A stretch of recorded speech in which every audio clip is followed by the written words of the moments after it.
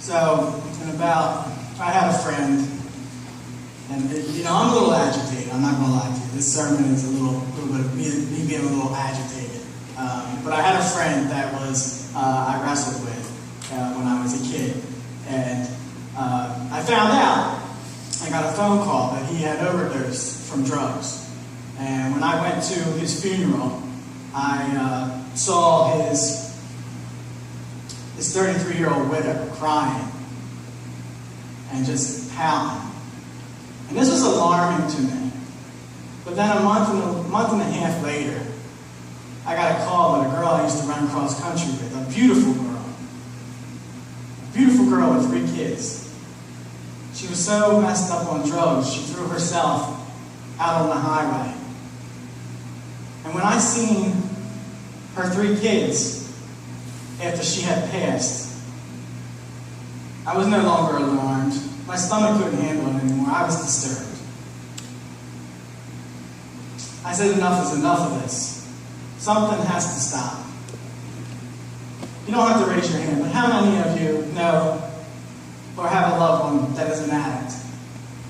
How many of you know someone that is overdosed?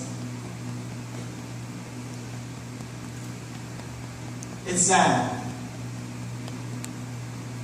And we have a drug epidemic going on now. And enough is enough. I've had it. Enough is enough. We have to do something. So, Paul and Silas, they were walking around the town, and they had a slave girl who was a fortune teller, and she was able to predict things. And what she did, she was heckling them day after day. I know you work for the Most High, Lord. And they didn't want this to get out. They didn't want this to get out that this woman knew that they were working for the Most High, Lord. So they had enough. They said enough is enough, and they pulled out the demons of her fortune telling. And the Roman magistrates weren't happy because they couldn't profit no more from that. If we pull the drugs and the demons of drugs out of the users, the drug peddlers won't be able to profit anymore, will they? So Paul and Silas, they were thrown into jail. They were beaten, severely beaten, thrown into jail. We are imprisoned in our homes. We don't want to send our kids out because we don't know who's going to sell them something. They're all over the place trying to sell. They'll come right up to your door and ask for prescription drugs. I've seen it when I'm through visitations, asking for someone's drug that's on a medication. Or they'll come and ask you for money. And when you ask them to tell them you'll give them food, they don't want food. You can't send your kids out because in the park, we went to clean the park 2 weeks ago, and I can't tell you how many syringes and little baggies I found. Enough is enough. We are imprisoned by our houses because we don't want to send our kids out because we don't know what they're going to try to sell our kids and what they're going to try to do to our children. We are imprisoned in our homes. The thefts are high. People are stealing from their families, breaking into homes, doing anything they can to get drugs, money, and so they can get high. Our kids are catching the buses and going over to Kansas and coming back like zombies. We don't want our kids out there on the street when they're coming back like that. They can be violent. So Paul and Silas, they were thrown in jail, but God did something. God sent down an earthquake. And when He sent down that earthquake, it made me realize that we have an earthquake going on with this drug epidemic. It is a major earthquake.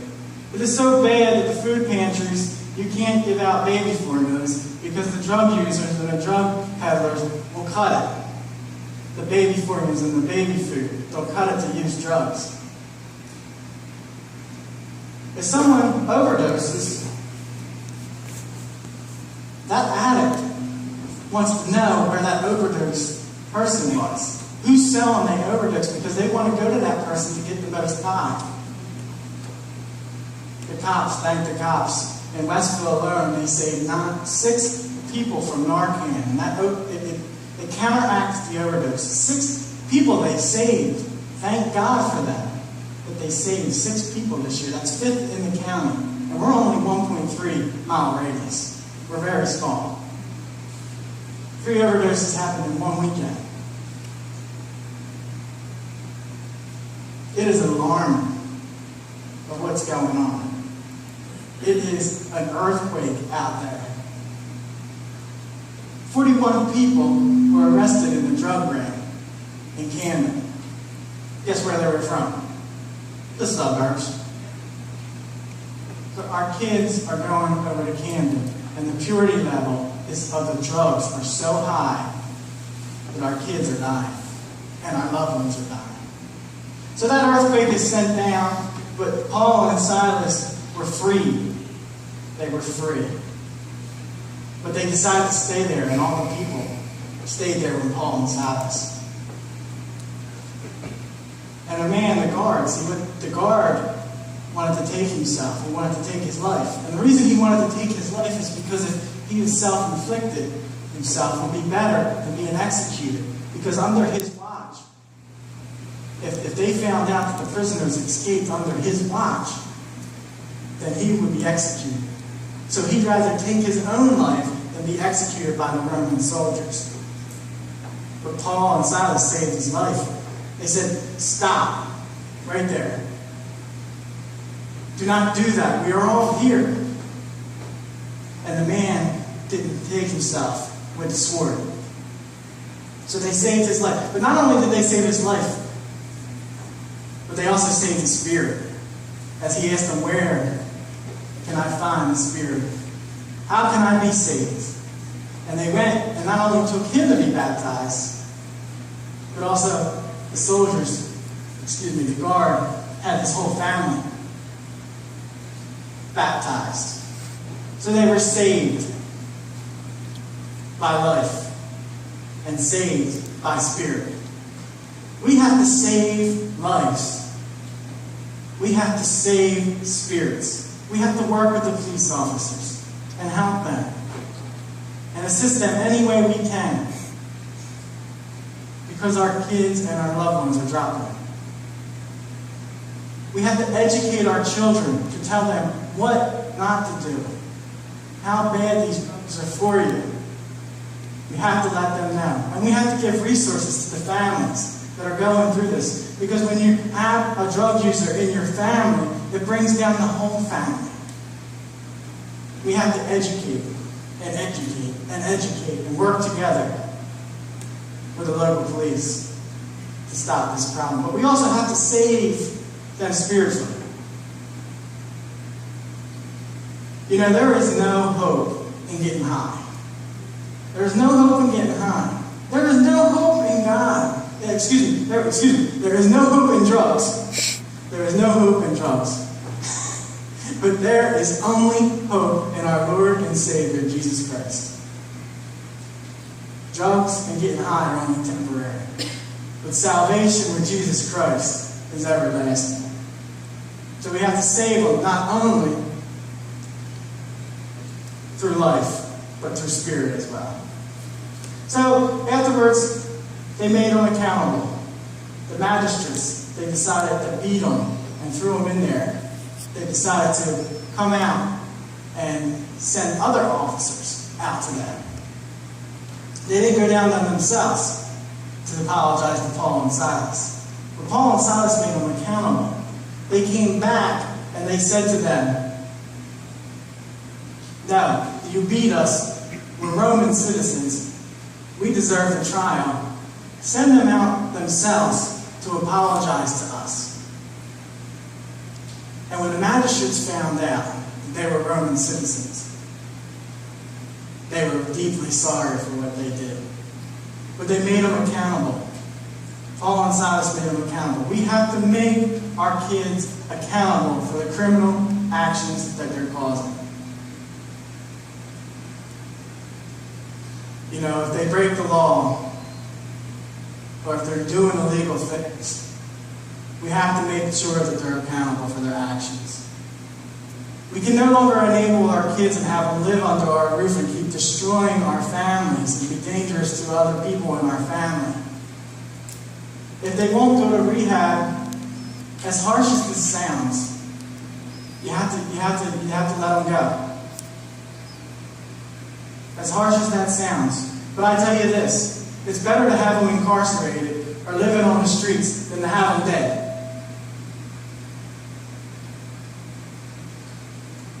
When you hit rock bottom, there's nowhere to go except up. Sometimes. So they kept them accountable, and they came back and they apologized. But they also saved the magistrates' lives too. And the way they did this, there's three things that could have happened to the magistrates that came in. Because they didn't give him a trial, because Paul had dual citizenship. Since they didn't give him a trial, they said to him, well, they could either be fired, the magistrates, they could be executed, or they could be incarcerated. We have to make sure that our drug peddlers are fired from their jobs the best we can. And drug peddling is not an occupation. Drug peddling is the easy way out.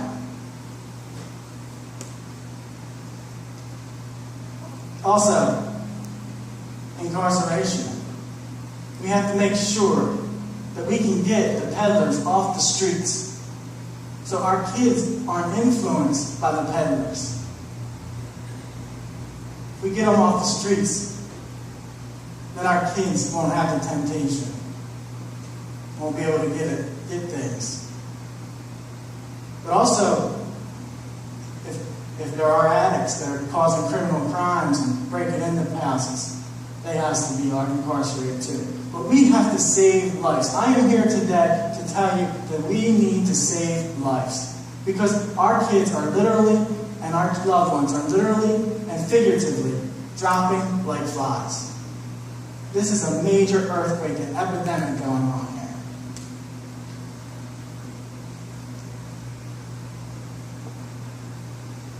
So I'll leave you with this. So I went to ShopRite.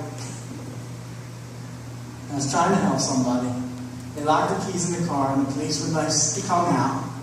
And they jimmied the car, and the lady was so happy that I was there to stay with her. And she was, they asked if we were together. And she said, no, he's just a pastor that's staying.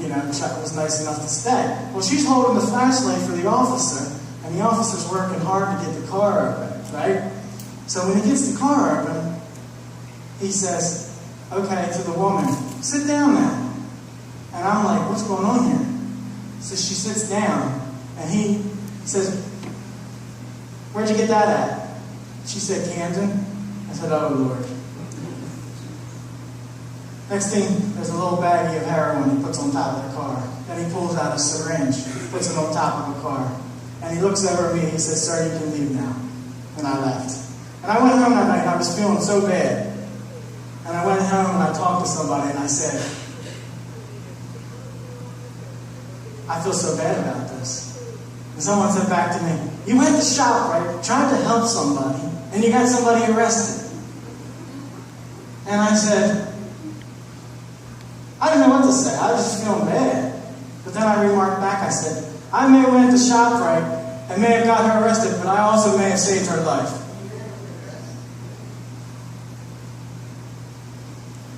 Let me tell you something. Drugs do not discriminate against anybody. Drug peddlers do not discriminate against anybody. They will go after anybody and everybody.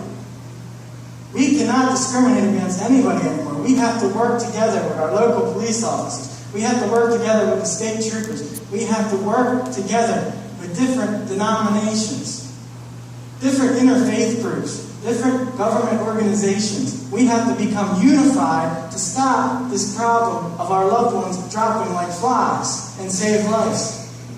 Because we're all in this together. But we can't do this just by unification alone. We have to do this with the one who's able to send an earthquake down to Paul and Silas. Because when you send that earthquake down, we have to wait with the one, the Most High God, and work with the Most High God to pick up the destruction of the earthquake ongoing from drugs. Because with God and with unification, all things are possible. And this way, we can clean up our streets. We can save lives. And we can take our town back. Amen. Amen.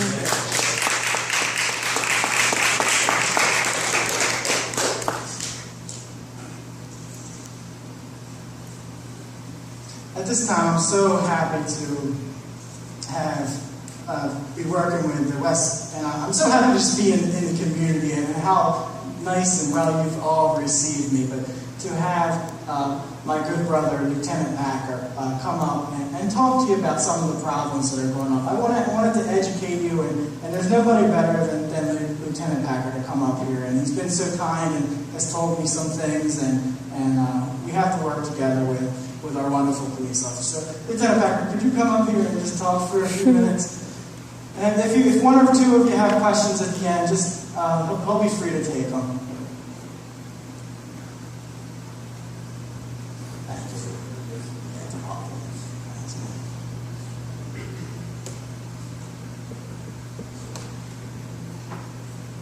Good morning, everybody.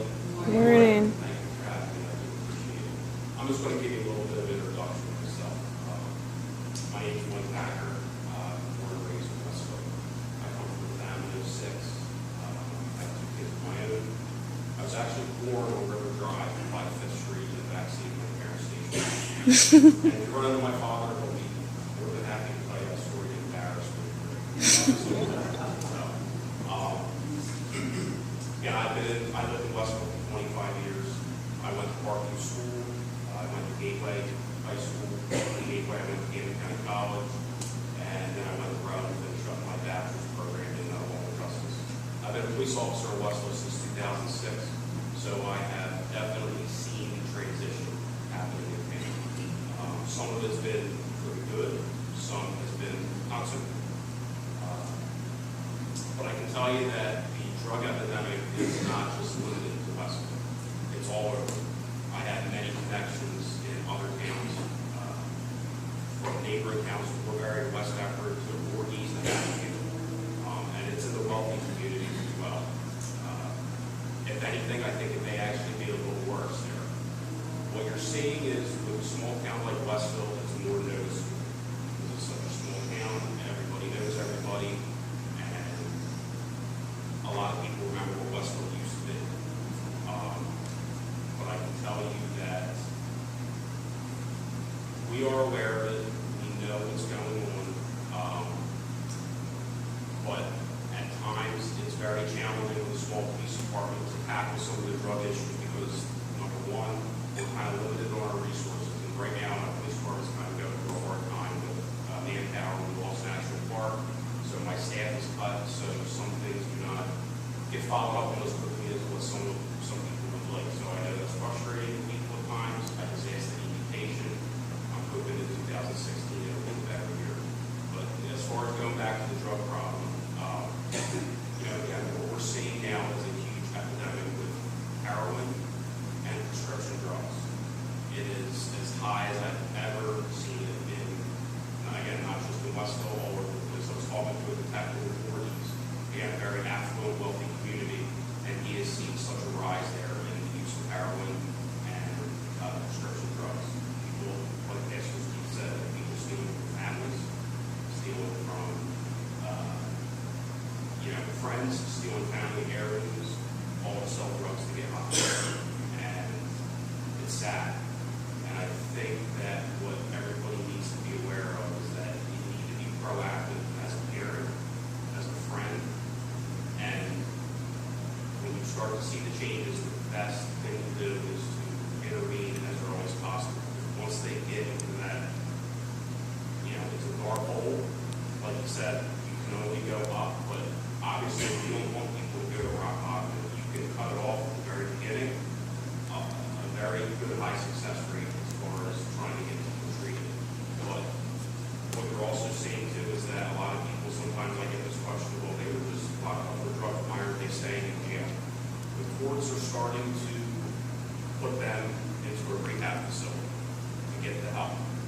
be honest, that's where it needs to be. Some people, yes, go into jail and they come out and they're much better. Jail was not a good experience for them and they don't want to go back.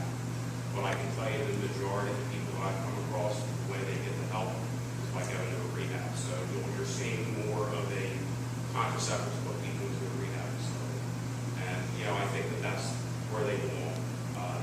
The drug dealers that are dealing, most of your drug dealers, your big time drug dealers, they're not using, they're just dealing. So, and they're the ones that will stay in jail for a long time.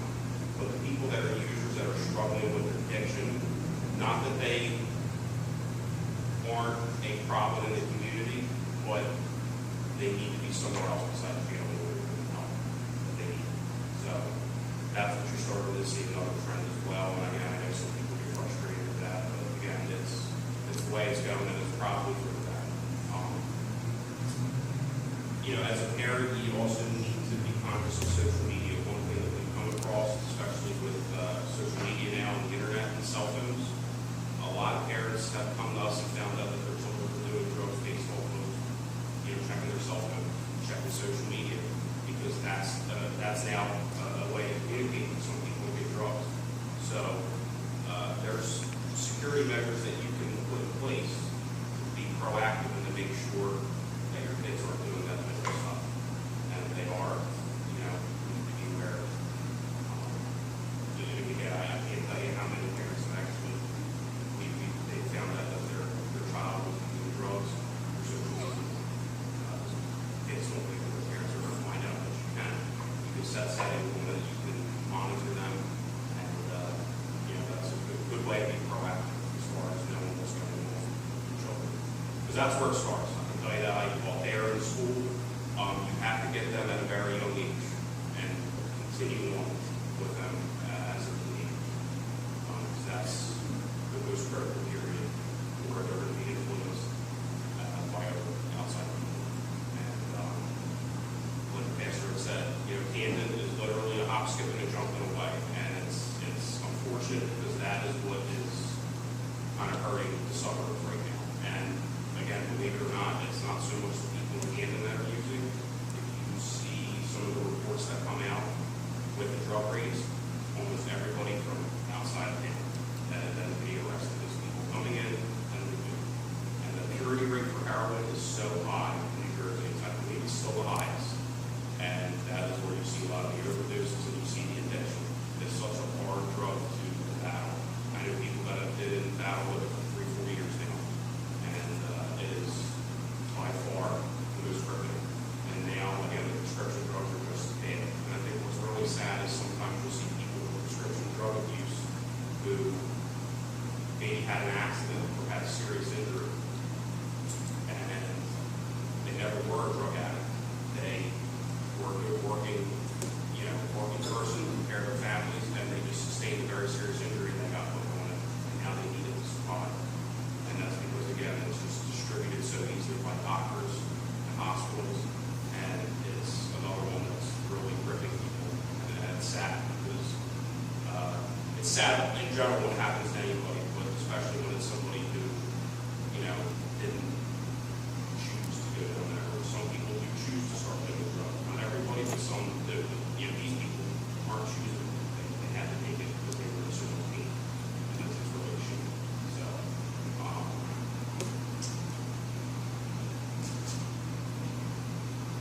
another question that I get a lot in drug investigations is if we know about them, or let's say a street or a town or a block knows about it. I'll be more than happy. It's very detailed. I'd be more than happy to explain it to you guys at some point if you ever wanted to come up and speak with me at the police station, or even I'll hang around for a few minutes after the service. But they're very lengthy. They take time. They are something where if we have 4 or 5 people say, I know somebody's dealing drugs in that house, there's all this going on. It's not that we're not doing anything. It's, again, in order for these drug investigations to go the right way, they take time. It takes effort. It takes manpower. You have to have things documented. The courts are very strict with what we can and can't do. So one little technicality, now we go to arrest that person and then that technicality comes out in court. Well, now they just got off on all the charges, and you know what they're going to do? They're going to come right back in and think they can do it again. So sometimes that actually makes it worse. So again, I stress patients. Sometimes you're going to have to be patient with how certain things work, especially when it comes to drug investigations, because they take time. It's not like somehow you see it on TV where the cops just roll up on a house because somebody told them that there's a house deal and they kick down the door and go and arrest everybody. It doesn't work that way. Unfortunately, it doesn't. I wish it did because we could clean up a lot of things much quicker, but that's not how it works. Again, in the final, basically, again, like I said before, you have to be proactive, look for signs. In kids, you're going to want to look for all of a sudden behavioral changes. They start to withdraw. And they normally work like that. Sometimes that's typical teenage behavior. Sometimes it's not. You're going to want to look for track marks on the arm, maybe like a collapsed vein or something like that. If they're doing heroin, that's one common sign. A lot of times if they're sniffing a lot, they have cold. Sign like possible drug use, frequent nosebleeds. One thing we're seeing now with prescription drugs is a lot of people are crushing them up and sorting, so they get a much quicker high. And it hides the track marks, because obviously we know what to look for, so a lot of people hide the needle marks on their arm by storing the drugs. So, that's again another thing you want to look for. You want to look for, social media, kids, Instagram, Facebook, all of those things, their cell phones. If you're paying the bill, my understanding is you can set the restrictions with it. So if you have that capability, you want to do it. Be on top of it. Again, the best thing to do is to be proactive. Because if you wait for them to get so engrossed into the drug life, it's very difficult to get it back out. And the drug life is personified like it's so glorified, like it's wonderful. I mean, you watch TV, you watch the shows, you watch movies, the drug dealers have money, they have Mercedes, and everything looks great. And sometimes for those kids watching those movies, perception is reality. And especially if they grow up in a very poor home, they want to get out. They want to look at something, and that's one way for them to get out. So, you really want to sit down and also talk with them too. And obviously you have to communicate with the police department too. We're only as good as everybody sitting in this crowd, and I say this to everybody. You don't know everything. There's times where I only have one officer on duty, so if he can't see everything, then we can't be everywhere all day long. So a lot of times we get our information from the general public. And there are ways that you can protect yourself without putting yourself in harm's way, because the last thing you want to do is put anybody else in harm's way when they're trying to help the police department. There are ways that you can do that. We have a Facebook page that you are allowed to send anonymous messages to. If you have Facebook, if not, we have a mailbox out in front of the police station where if you want to write a letter, you can drop it off right in there. You can leave your name and number if you can. That obviously helps, but if not, you just wanted to drop it in and say, hey, look, if there's a problem on the street, can you look into it? We certainly can do that. Again, we're only as good as the information we get from you guys sometimes too. Except we're not everywhere all the time. And I hope I educated people on some of the things to look for. I believe we have to go on for a while to get you this whole time. I'll hang around after the service if anybody wants to talk to me about a few things. If not, you can always come up to the police department and find out when I'm working. I'll be more than happy to schedule time to sit down with you. I also do the county watch meetings. I haven't been in the past week because my schedule's been absolutely crazy. They switch around all the time. But I try to make it as much as I can. Which is another good forum to kind of let us know what's going on. So I thank you. Thank you very much for joining me. I appreciate it. And again, if you have any other questions or concerns, I'll be hanging around into the service for a few minutes.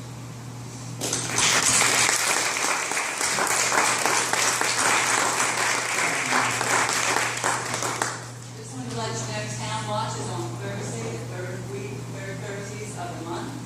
And it's a good way, like the lieutenant said, a lot of times he's there, he lets you know what's going on in the community, and gives you, a different perspective of ways you can help the town and yourself. So, third Thursday of the month, it's at the community center. It's